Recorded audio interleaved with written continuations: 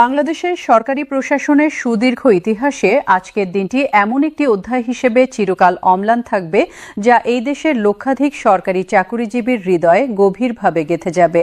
প্রতিটি সরকারি কর্মচারী যিনি দিনের পর দিন, মাসের পর মাস, বছরের পর বছর অপেক্ষার দীর্ঘ পথ পেরিয়ে এসেছেন, যিনি পরিবারের মুখের দিকে তাকিয়ে মনে মনে কেবল একটাই প্রশ্ন করেছেন যে এই কষ্টের কি কোনো শেষ নেই, যিনি রাজপথে নেমে নিজের ন্যায্য অধিকারের দাবিতে কণ্ঠ উঁচু করেছেন এবং যিনি দেশ ও মানুষের সেবায় নিজেকে উৎসর্গ করেও ন্যায্য পারিশ্রমিক পাননি।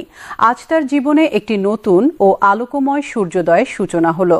আজ রাজধানী ঢাকার অতিথি ভবনে সরকারের সর্বোচ্চ নীতি নির্ধারণী পর্যায়ের একটি অত্যন্ত গুরুত্বপূর্ণ, ঐতিহাসিক এবং উচ্চ পর্যায়ের রুদ্ধদ্বার বৈঠক সম্পন্ন হয়েছে।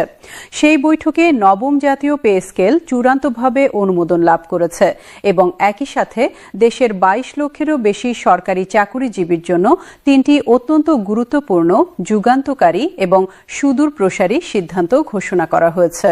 এই তিনটি সিদ্ধান্ত দেশের সরকারি কর্মচারীদের পেশাগত জীবন, পারিবারিক জীবনমান, আর্থিক নিরাপত্তা এবং সামাজিক মর্যাদায় এমন একটি গভীর ও দীর্ঘস্থায়ী পরিবর্তন আনবে যা আগামী প্রজন্ম স্মরণ রাখবে।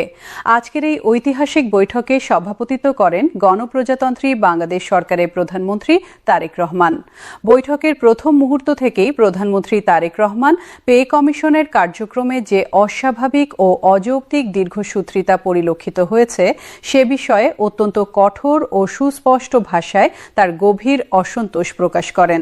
তিনি অকপটভাবে প্রশ্ন রাখেন যে একটি সুনির্দিষ্ট ও জাতীয় গুরুত্বের কাজে এতটা দীর্ঘ সময় ব্যয় হওয়ার পেছনে প্রকৃত কারণটি কি এবং এই অগ্রহণযোগ্য বিলম্বের দায়ভার কার উপর বর্তাবে। প্রধানমন্ত্রী তারেক রহমান দৃঢ়ভাবে বলেন যে তিনি নিজে প্রত্যক্ষ উদ্যোগ নিয়ে এই পে কমিশন গঠন করেছিলেন এবং কমিশনের দায়িত্বে যাদের নিয়োগ দেওয়া হয়েছিল তাদের প্রশাসনিক পেশাদারিত্ব, কর্মদক্ষতা এবং বহু বছরের সঞ্চিত অভিজ্ঞতার উপর সম্পূর্ণ আস্থা রেখেই তিনি প্রত্যাশা করেছিলেন যে সর্বোচ্চ 2 থেকে 3 মাসের মধ্যে নবম পে স্কেল বাস্তবায়নের সমস্ত প্রাথমিক কার্যক্রম সুচারুভাবে সম্পন্ন হবে এবং গ্যাজেট প্রকাশের পথটি সুগম হবে।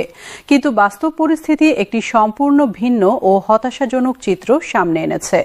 অস্বাভাবিক ও দীর্ঘ বিলম্বের কারণে দেশের প্রতিটি বিভাগে, প্রতিটি জেলায়, প্রতিটি উপজেলায় এবং মাঠ পর্যায়ে কর্মরত লক্ষাধিক সরকারি চাকুরিজীবীর মনে এক গভীর হতাশা, তীব্র ক্ষোভ এবং দীর্ঘস্থায়ী অনিশ্চয়তার বিষণ্ণ পরিবেশ ঘনীভূত হয়েছে। একটি দায়িত্বশীল ও সুশাসিত সরকারের জন্য এই পরিস্থিতি কোনোভাবেই কাম্য নয় এবং কোনো প্রশাসনিক বিবেচনাতেই এটা গ্রহণযোগ্য নয়।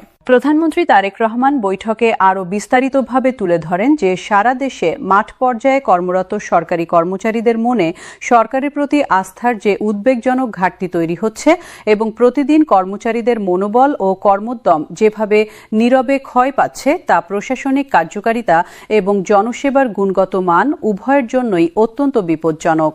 প্রধানমন্ত্রী বলেন যে কর্মচারীদের মনে এই ক্ষোভ ও হতাশা যদি আরও দীর্ঘ সময় ধরে পুঞ্জীভূত হতে থাকে তাহলে রাষ্ট্রীয় সেবা প্রদানের সামগ্রিক কাঠামো একটি অপূরণীয় ক্ষতির মুখে পড়বে, যার প্রভাব থেকে দেশের কোটি মানুষও রেহাই পাবে না।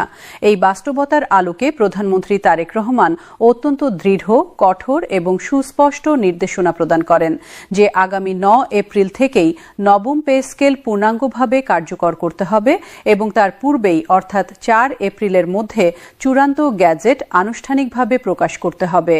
প্রধানমন্ত্রীর এই অকপট ও সময় নির্দিষ্ট নির্দেশনা বৈঠকে উপস্থিত প্রতিটি মানুষের কাছে একটি সুস্পষ্ট ও অনপনীয় বার্তা পৌঁছে দেয় যে এই বিষয়ে আর কোনো ধরনের বিলম্ব, অজুহাত বা শিথিলতা সহ্য করার কোনো অবকাশ নেই এবং নির্ধারিত সময়সীমার মধ্যে কাজ সম্পন্ন করাটাই এখন একমাত্র গ্রহণযোগ্য পথ। প্রধানমন্ত্রীর এই কঠোর ও জরুরি নির্দেশনার প্রেক্ষিতে বৈঠকে উপস্থিত অর্থ মন্ত্রণালয়ের দায়িত্বশীল মন্ত্রী জনাব আমির খসরু মাহমুদ চৌধুরী কোনো দ্বিধা বা সংশয় ছাড়াই তাৎক্ষণিকভাবে প্রধানমন্ত্রীর সাথে সম্পূর্ণ ঐকমত্য প্রকাশ করেন।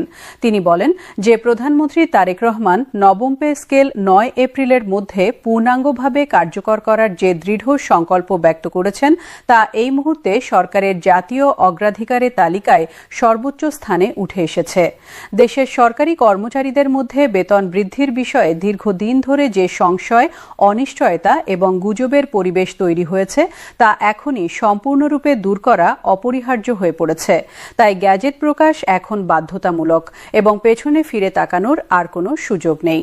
অর্থমন্ত্রী আরও সুস্পষ্টভাবে নিশ্চিত করেন যে সংশ্লিষ্ট সকল দাপ্তরিক কার্যক্রম, প্রয়োজনীয় হিসাব নিকাশ, আইনি প্রক্রিয়া এবং প্রশাসনিক প্রস্তুতি ইতিমধ্যে সম্পূর্ণভাবে শেষ হয়েছে।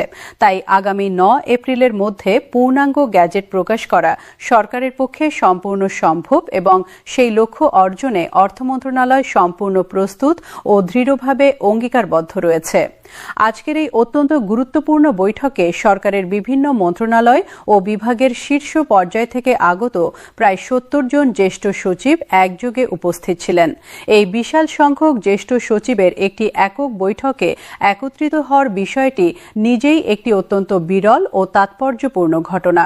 এটি সুস্পষ্টভাবে প্রমাণ করে যে সরকার নবম পে স্কেল বাস্তবায়নকে এখন সর্বোচ্চ অগ্রাধিকার ও সর্বাধিক গুরুত্বের ভিত্তিতে বিবেচনা করছে এবং এই বিষয়টিকে জাতীয় জরুরি বিষয় হিসেবে গণ্য করছে।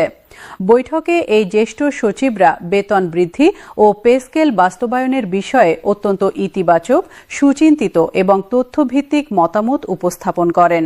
70 জন সচিবের পক্ষ থেকে সম্মিলিতভাবে জোরালোভাবে বলা হয় যে একটি জাতীয় বেতন স্কেল সংশোধন ও পুনর্নির্ধারণের প্রক্রিয়া